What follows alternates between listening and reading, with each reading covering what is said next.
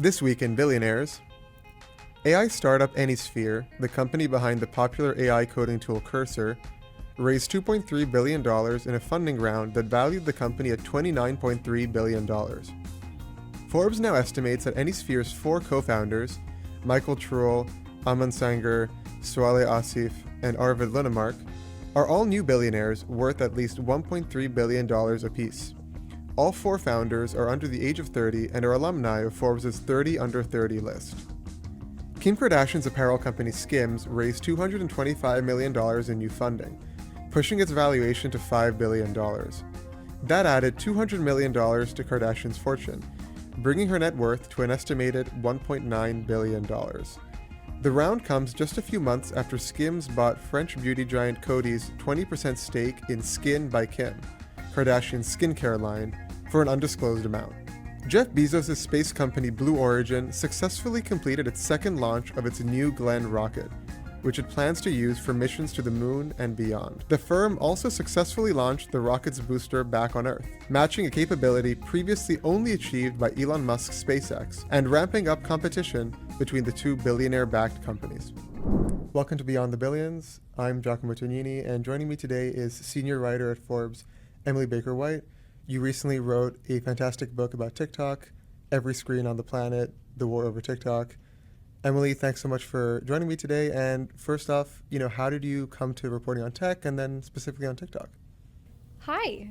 I started reporting on tech in 2021 after having worked in the tech industry. So I started off my career as a lawyer.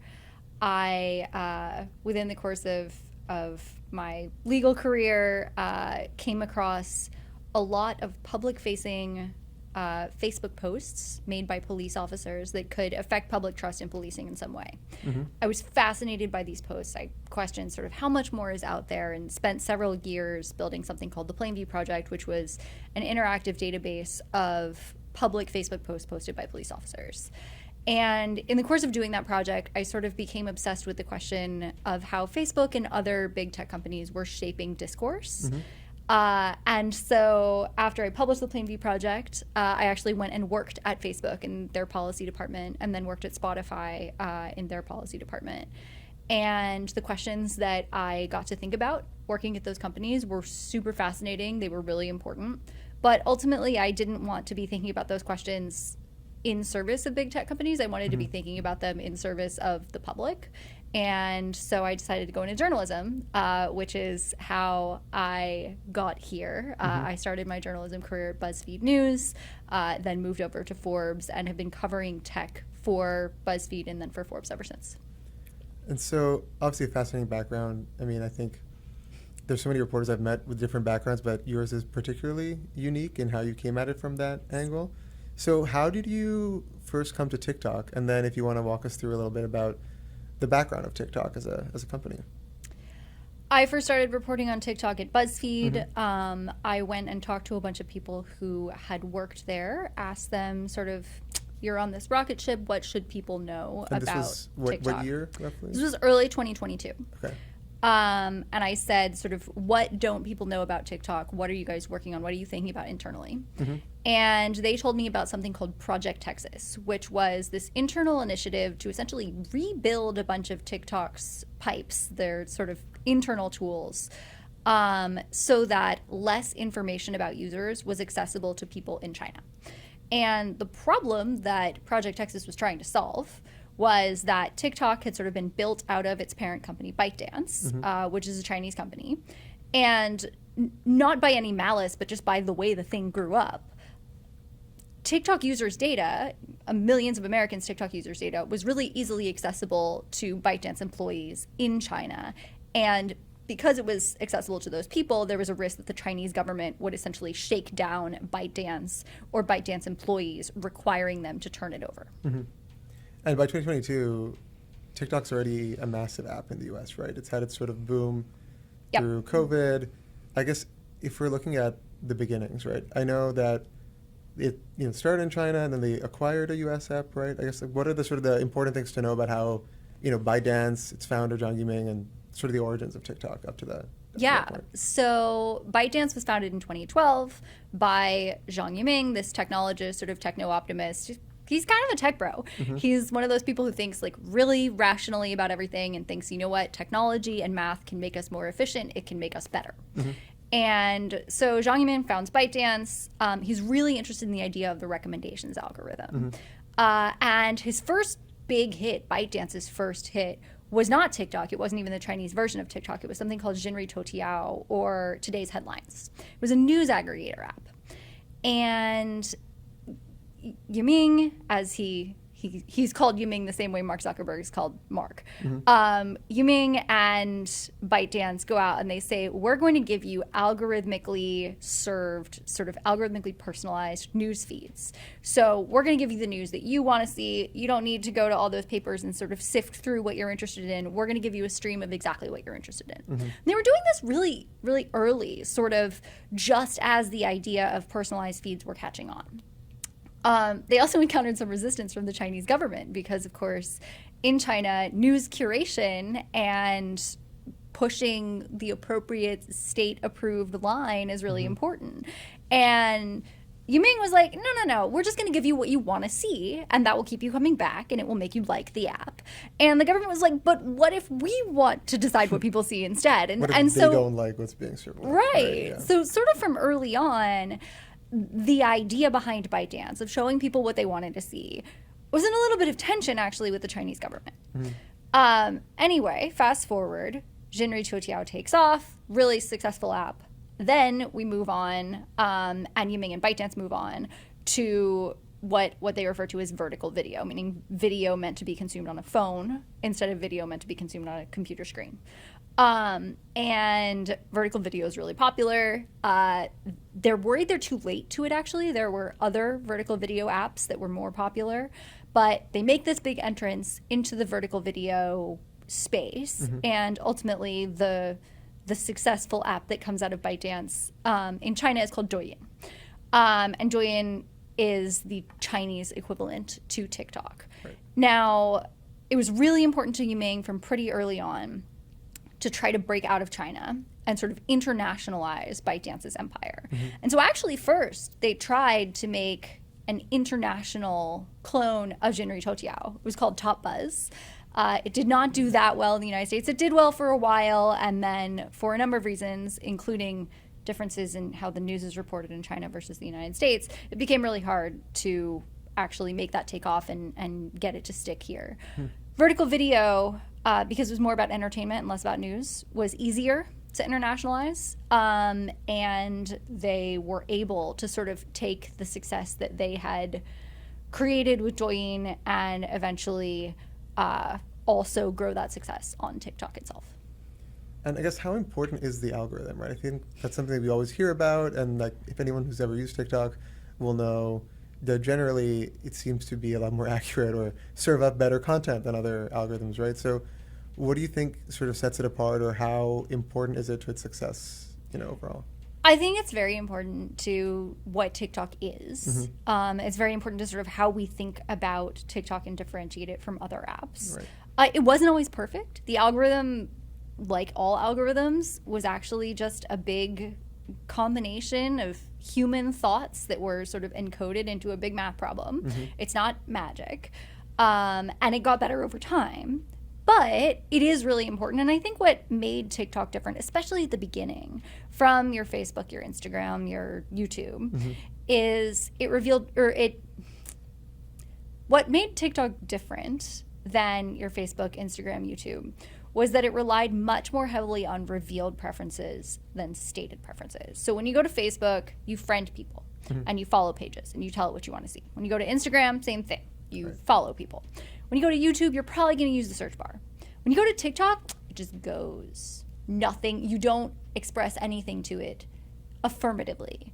Now, in fact, you are giving it signals because you are deciding how long before you swipe to the next thing. And that shows what you are interested in, what you're not interested in. If you swipe back and see something again, if you send something to a friend in a text message, they're tracking all of that.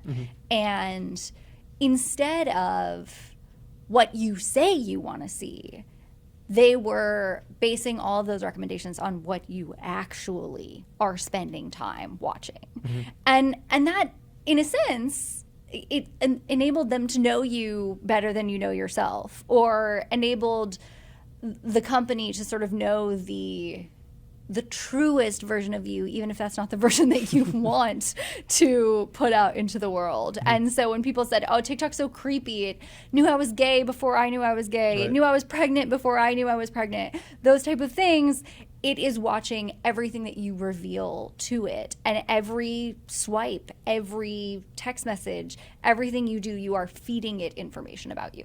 Right. And so how did it sort of take that and grow into, I mean, ByteDance is now, I think, the world's biggest, most valuable startup. Well, I guess if we're excluding AI companies and OpenAI, but it certainly at one point was the world's most valuable startup. When did that happen, and when did it enter the US? Because it entered the US initially, if I'm not wrong, through buying a US app, right? Yeah, so the origins of TikTok as an app. Right, separate from Douyin. And yes. The origins of TikTok as an app, ByteDance acquired two companies, one called Flipagram and the other called Musical.ly. And both of these companies were popular with teeny boppers, like 13-year-old girls mostly. And some 13-year-old boys too. But and some kids even younger, kids as young as sort of 9 or 10 years old. And these kids would go on this app and they would make videos of themselves lip syncing and dancing to pop music. That's pretty much what these apps were for. And that was a pretty sort of benign audience, albeit a very young audience. Right. And one of the big challenges about TikTok for ByteDance when it acquired TikTok, and it ultimately sort of pitted Flipagram and Musical.ly against each other, and Musical.ly won, and so Musical.ly was the one that they then tried to flip into TikTok and turn into TikTok. And as they were doing that, they're like, okay, we have this app with this incredibly niche purpose and this incredibly niche audience, and we actually want it to be an app for everyone and everything.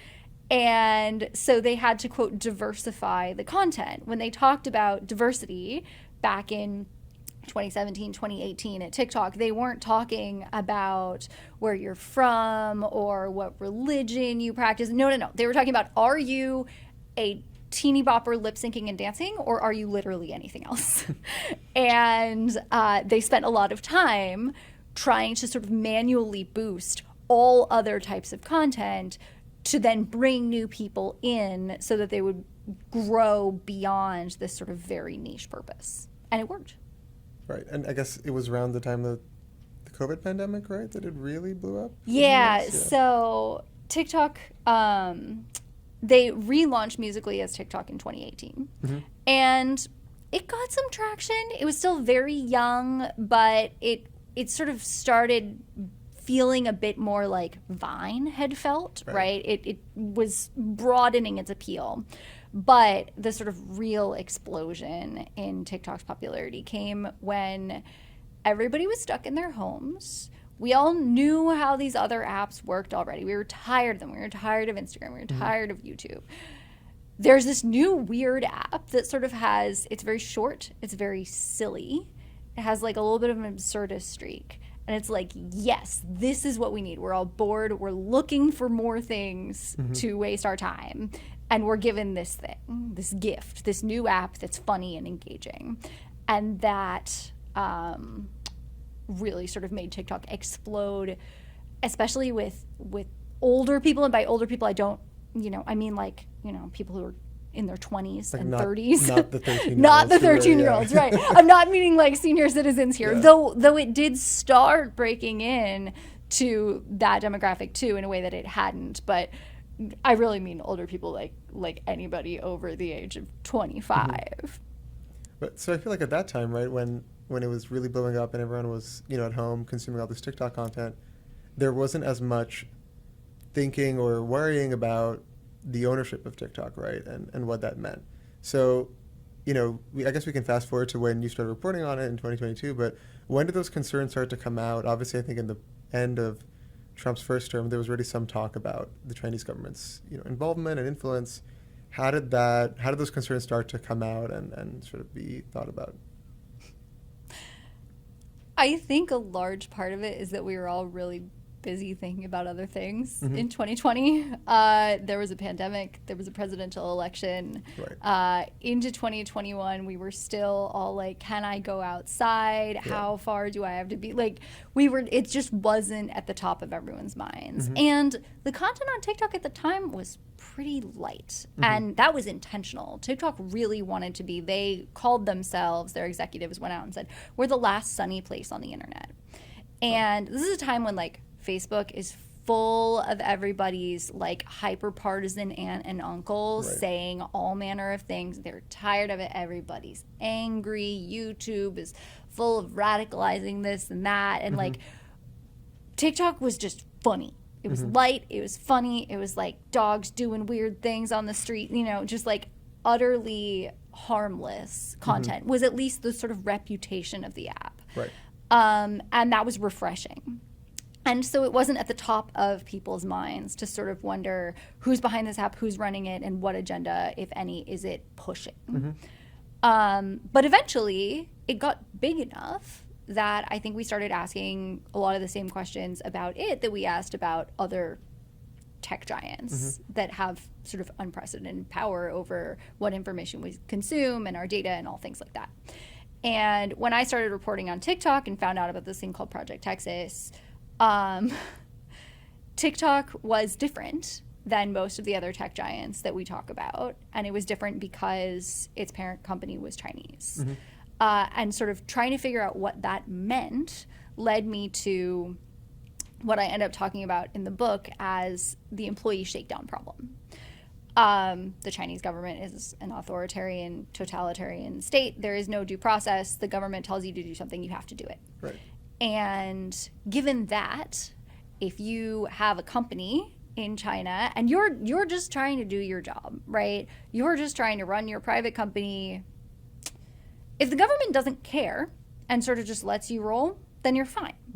But if you have information that is valuable to the government and the government, you know, decides it wants it, they can just send a guy to knock on your door and say you have to turn over this data or else. And no matter the size of the company, right? I mean, you've seen huge entrepreneurs in China, billionaires, been sort of approached by the government and have to hand assets over. Right. I mean, especially when companies get big, that's when the government usually starts caring. And so things that you would get away with when you're a little nobody, you wouldn't get away with when the government decides that you're worth essentially, you know, keeping an eye on.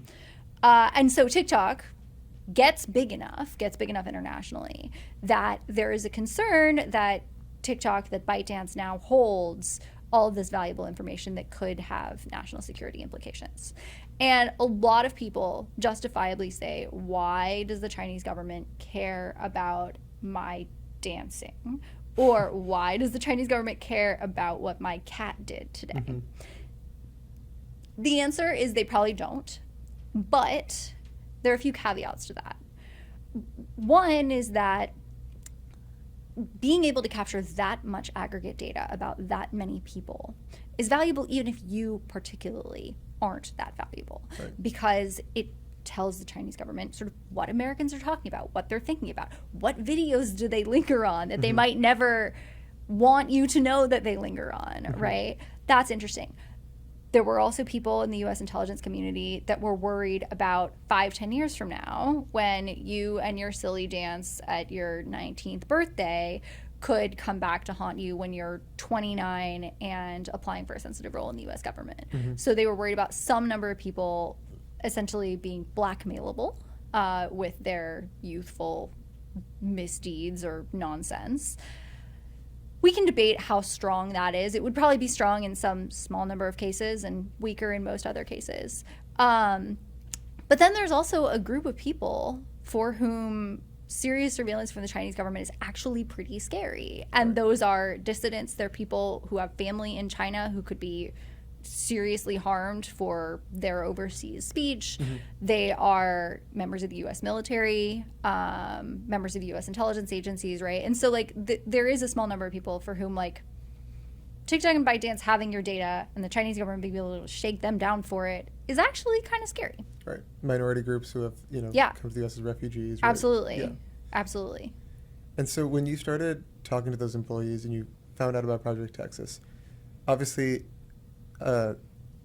there's so much you could go into about this reporting. You've written many articles about it, award-winning articles, and a lot of reporting has then gone into your book. But can you sort of, I guess, summarize the different steps, right? You report on Project Texas, and then what happens?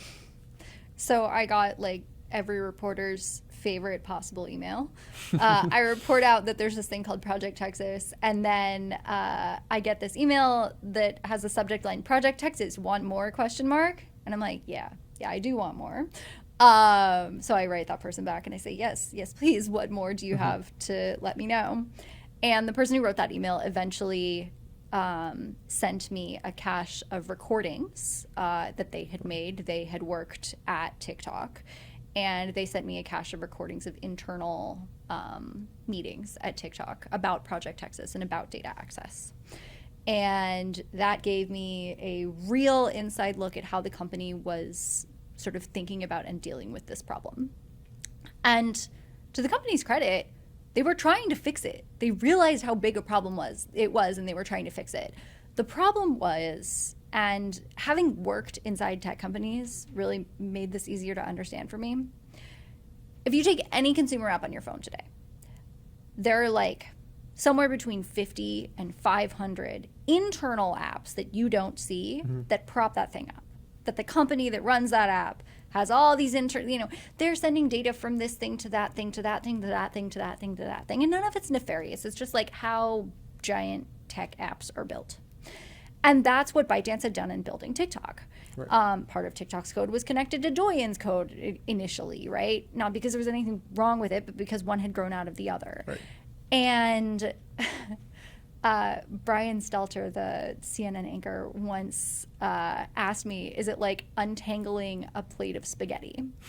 And I've always thought this is a really good metaphor. Like, they were trying to rebuild all their systems to like cut off that access. To be based only in the U.S. as much as they could. Right, exactly. And to make sure that U.S. data, especially private data about U.S. people, what you couldn't see by just being on TikTok, would not be transferred back to China. That was the mission of Project Texas. But actually making that happen was just really, really, really hard. Like, I talked to one person who, or I guess, no, this was in an audio tape. One person described, like, there are some things inside some of the tools where nobody knows what they do.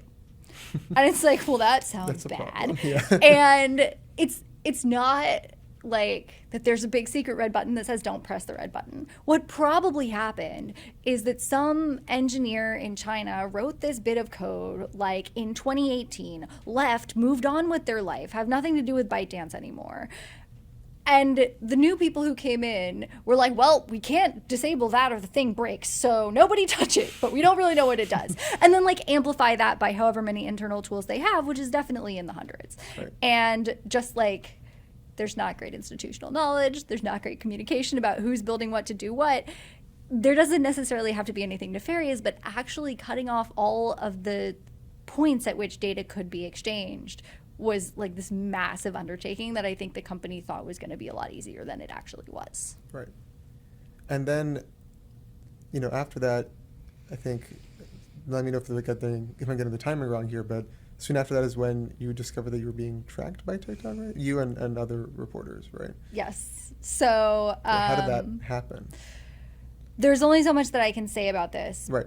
In order to protect sources, but it was revealed to me from people inside the company that there was a plan to use the TikTok app installed on my phone to track my IP address. And the reason they wanted to track my IP address is that they wanted to compare it to the IP addresses of all of the TikTok and ByteDance devices. All the thousands of employees they had, all of them had company devices, and the company had access to all those IP addresses too. And so not only were they planning to track me, they were planning to track all of their employees to see if our IP addresses ever converged. And if I was sitting with a TikTok or ByteDance employee in a Starbucks or a library or a park or whatever, and our IP addresses converged, that might be a sign that that person was talking to me. Right. And that was the theory behind using TikTok to track me.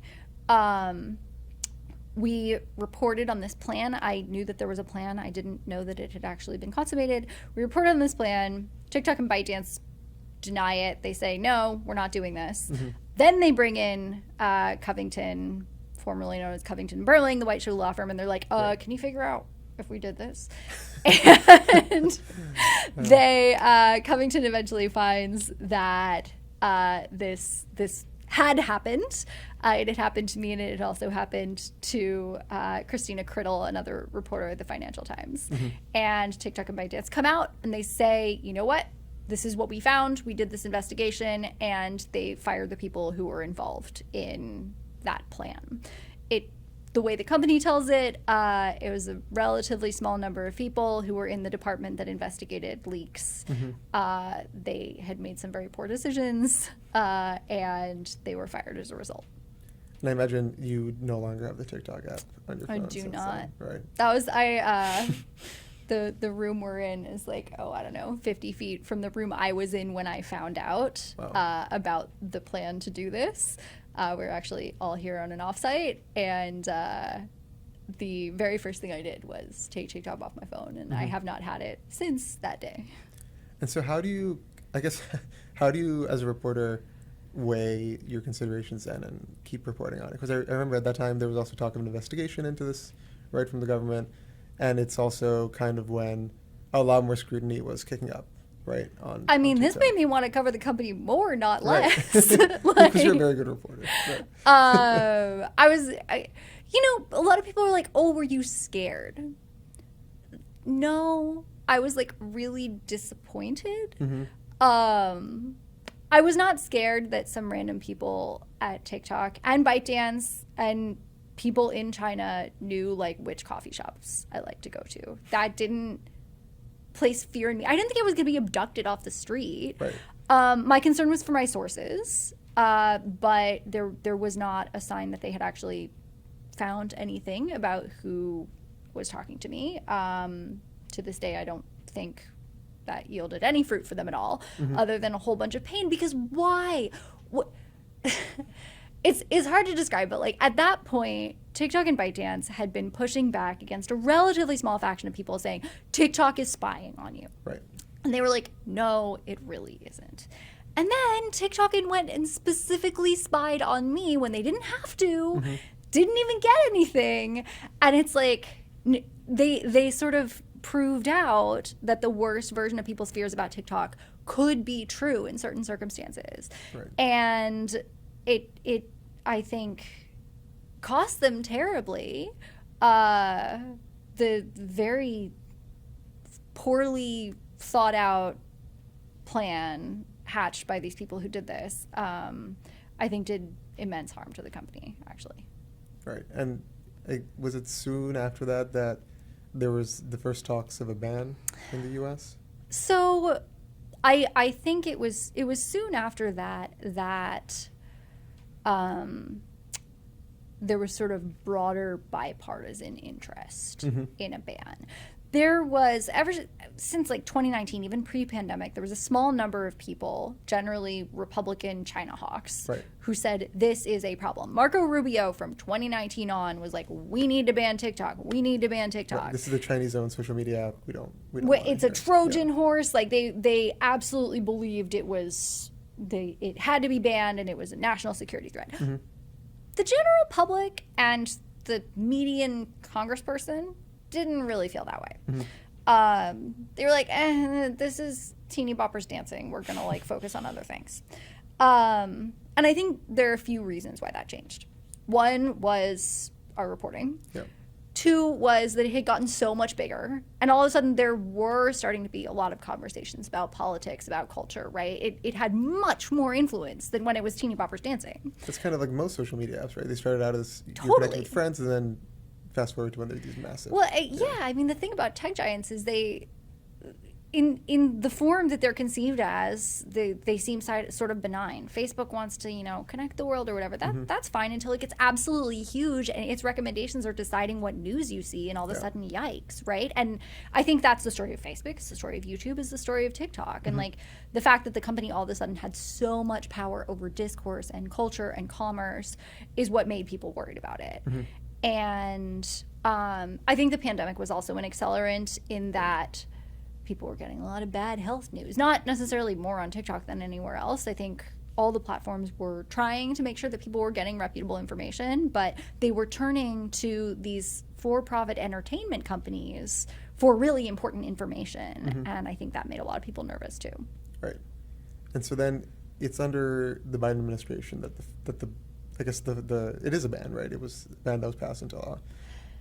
How did, if you can, I guess, there's been so many different pieces of news about TikTok since then, but if you can summarize So I'm going to take you back further than that even. The first person who tried to ban TikTok was President Donald Trump in his first term. Right. He tried to invoke IEPA, this sort of broad law that allows for presidential powers in certain states of emergency. IEPA has a carve-out that really says you're not allowed to mess with sort of speech applications and the dissemination of information. And so Trump says, we're banning TikTok under IEPA, and the court said, no, you can't do that. Trump loses election, Biden comes into power, says, okay, we're not going to ban TikTok. We're going to negotiate with TikTok. And so the Biden administration spends 18 months, maybe 2 years negotiating with TikTok. Series of very nitty-gritty specific conversations about exactly how data flows and who has control over what and who can do what where and where what data is flowing, right? This is Project Texas. They were trying. They spend all of this time trying to convince the Biden administration that Project Texas is a sort of adequate fix to what they're worried about. Right.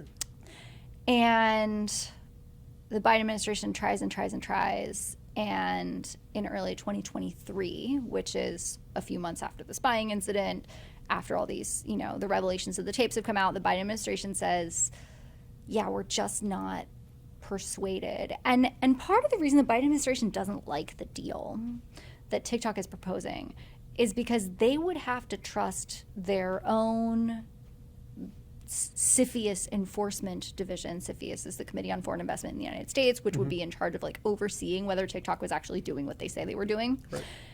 And the Biden administration's like, we're not convinced that we would catch it if data was flowing in a way it wasn't supposed to be, or if someone was sort of tweaking the mix of content to spread propaganda. They just didn't have confidence in their own ability to detect if some foul play was happening. Right.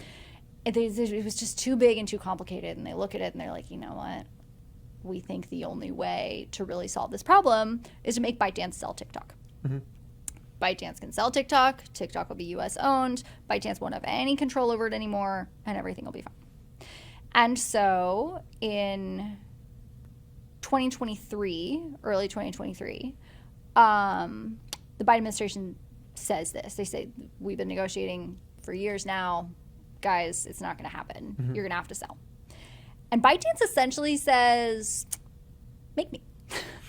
And then the Chinese government would have to approve a sale, right? Right. Yeah. So one of the reasons ByteDance did not like the sale is that back in 2020, when Trump was trying to ban TikTok, ByteDance actually got pretty close to selling TikTok. They didn't want to sell, but they were going to be banned. And at the last minute, the Chinese government came in and said, we have a special license now over this recommendations algorithm, and we're not going to let you sell it. Kind of a trump card that shows who was in control ultimately of what sale happened or didn't happen. And so, yeah, we're back in 2023. The Biden administration says, we're going to make you sell. ByteDance says, make me. And the administration says, okay, we're going to work with Congress to pass a law, which is ultimately what happens. The Biden administration and a bipartisan swath of Congress gets together and is like, all right, we're going to pass a bill. It's going to say ByteDance has X amount of time before it has to sell TikTok, and if it doesn't, TikTok will be banned. Right. They passed that law in early 2024, April 24th, I think, 2024. Biden signs it. That is now law, and the term that they agree to is 270 days. By I really do believe sheer coincidence. The strike date, the 270 days, is up on January 19th, 2025, the day before Inauguration Day. Right. At this time, I don't think anyone is thinking about what dramatic things might happen on that day. And yet, Donald Trump is reelected in November 2024. Donald Trump flip-flops, says, nope, we're not going to ban TikTok. We're going to save TikTok. Right, he had wanted to ban it in his first term, but then he's kind of changed his tune by that point, right? I think Donald Trump's position is consistent when you think about the fact that Trump likes or dislikes social media apps based on how good he thinks they are for him. Right. And Donald Trump thought in 2020 that TikTok was bad for him. There had been these kids who had done this prank that made his rally turnout go way down. The Oklahoma rally, yeah, the Tulsa rally. Yeah. A bunch of kids had reserved tickets that they had no intention of using. The Trump administration said, we're going to have the biggest rally ever. And then attendance was diminished. Mm-hmm. And Trump was mad about that. And he was mad at TikTok. This is TikTok's fault. I don't like TikTok. Mm-hmm. But by 2024... Trump decides that TikTok helped him win re-election. He's very popular on TikTok. TikTok is at this point subtly flattering Trump, saying, oh, you have the best numbers, sir. Just like Mark Zuckerberg at one point said, you're number one on Facebook. TikTok was watching. And they sort of start saying, yeah, Mr. President, you're very good on TikTok. People love you on TikTok. Mm-hmm. Trump loves an audience. He's a performer. And having a way to reach millions and millions of his adoring fans was attractive to him. And so he reversed on TikTok because he thought TikTok reversed on him, right? That it was initially against him and then it was for him. And so he was against it and then he was for it. So he comes into power. TikTok sort of does this performative little flicker just as he's coming to power. They turn the app off for a couple hours and turn it back on. And this is the world without TikTok. This is what you would think, what you would do without TikTok. And they sort of try to make people feel the pain of what a ban would feel like. I remember, yeah. And then they bring it back online. And when they bring it back online, they send this series of messages talking about, thank you so much to President Trump for working with us and bringing TikTok back online. They sort of use it as an opportunity to flatter him. That pisses a lot of people off. It pisses a lot of their users off. Those sort of young people that made TikTok what it was back in the day were not particularly Trumpy people. Right. And all of a sudden to see this app that they trusted and loved do what looked kind of like propaganda to them, I think was very unnerving for some of TikTok's sort of OG users. Right. And this is also when he suspends sort of the ban, right? Yes. So Trump comes into power. TikTok comes back online. TikTok is operating illegally in the United States. It's supposed to be banned. But Trump tells his Department of Justice, do not enforce the TikTok ban law. Yeah. And presidents get a fair amount of discretion about when they enforce laws. There's sort of a long history of presidents sometimes deciding not to enforce certain laws. I don't know that there's ever been a case like this where a law was passed and then a president comes into power and immediately, right after the law is passed, says, don't let it take effect. That was sort of unprecedented. But there was little that anyone could do about the president just deciding to not enforce this law. And so to this day, actually, a lot of people would say that TikTok is operating in the United States illegally. Trump has tried now. In the past few months, he announced that there was going to be a deal. There was going to be a sale. And he says that sale meets the conditions laid out by the law. It's not clear that everyone would agree with his interpretation that it does meet those requirements, but Trump says that there will be a sale of TikTok's U.S. business, or at least some parts of TikTok's U.S. business, to a conglomerate of U.S. investors that Trump has said will involve Larry Ellison and maybe Rupert Murdoch as well. Right. It's unclear where we are with that deal right now. Trump says it's going to happen. Of course, the Chinese government would need to approve it as well. Right. In Madrid a few weeks ago, maybe a few months ago now, the U.S. government and the Chinese government reportedly reached a framework of a deal. Trade negotiations as well, right? During trade negotiations as part of a larger deal between the U.S. and China. this framework of a deal is sort of the outline, I guess, of what parts of TikTok would be sold to the U.S. investor group. The algorithm is not among those things. There would be a licensing agreement where ByteDance would license the algorithm to the new U.S. investor group. And per Bloomberg, ByteDance would actually get a revenue share of any money made with that algorithm. Per reporting at Reuters, ByteDance would also continue to control advertising and e-commerce on the app, which are two pretty big parts of it. So it's not like the U.S. investors will get sort of a clean, here's U.S. TikTok. It actually sounds a lot like Project Texas, where there is this U.S. entity that's sort of working with the larger ByteDance in certain ways, but only the U.S. entity has access to some of the more sensitive data. And so if I'm looking over the course of the last sort of 5 years, in some ways it looks like J.D. Vance and Donald Trump were willing to buy what the Biden administration wasn't. But there are a lot of details that we don't know about this deal. And so to really assess the deal, we would need to see the deal. Right. I mean, you mentioned these huge revenue streams, right? Like, let's dig into the numbers a little bit. I think we last valued ByteDance at around $330 billion. Yiming owns the largest, I think, individual stake. He's worth around $69 billion, I believe, making him one of the richest in China. But obviously there's major U.S. investors in ByteDance, right? There's Susquehanna investment firm, billionaire Jeff Yass, co-founder, owns the largest stake in that. Sequoia, big VC firm, also owns a stake. And then now with this purported U.S. deal, you have other U.S. investors, right? Like you mentioned, Larry Ellison of Oracle, who I think had been involved in an earlier deal. Yeah, so Oracle has a long history with Project Texas. There's this deal between Oracle and ByteDance that began in, 2020, where as part of Project Texas, TikTok users' US data would be stored in Oracle data centers in the United States. And Oracle would sort of act as a gatekeeper for people at ByteDance who were trying to access that data. And that has been in place for years. That was, ByteDance was very public about this. TikTok was very public about this. Hey, there's nothing to fear because Oracle is the one that has your data, not us. And Oracle physically stores the data. Oracle did start to gatekeep that data from ByteDance in some ways, but the sort of minutia of that agreement too became a big part of what the Biden administration tried to assess for adequacy, and ultimately it was like, we don't trust this.